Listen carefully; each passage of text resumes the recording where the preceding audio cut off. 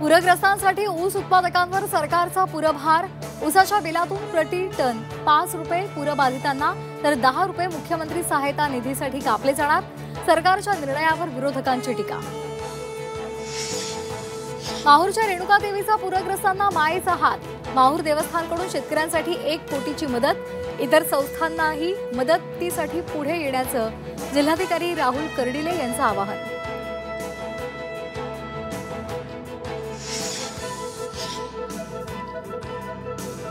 नाशिकच्या मनमाडमध्ये पावसाचा झेंडू फुलांना फटका। पावसामुळे फुलं कुजली। झेंडू उत्पादक शेतकरी संकटात।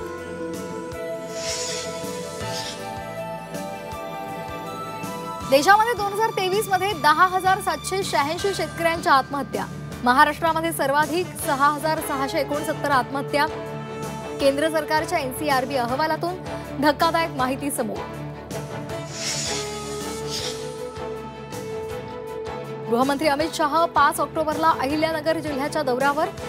सकाळी शिर्डीमधील साईबाबांच्या दर्शनानं दौऱ्याची सुरुवात करणार। अमित शाह यांच्या दौऱ्यासाठी जय्यत तयारी।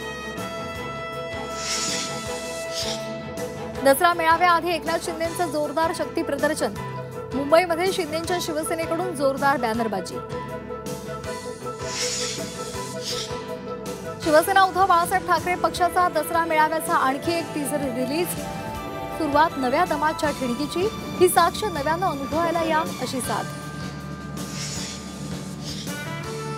दसरा मेळाव्याचा खर्च 63 कोटींच्या घरात। भाजप प्रवक्ते केशव उपाध्ये यांचा दावा। 63 कोटींची मराठवाड्याला मदत करा। महाराष्ट्राच्या उभारणीत लावा। केशव उपाध्ये यांचा उद्धव ठाकरेंना सल्ला। कल्याणमधल्या शाळेचा अजब फतवा। विद्यार्थ्यांच्या कपाळावर टिळा टिकली नको। तसंच हातामध्ये धागा बांधल्यास बांगड्या घातल्यास शिक्षा। कल्याण डोंबिवली महापालिकेची शाळेला नोटीस। एकीसाठी आई गायीशी भिडली। मोकाट गायीचा 4 वर्षाच्या मुलीवर हल्ला। नाशिकच्या कळवण शहरातली घटना।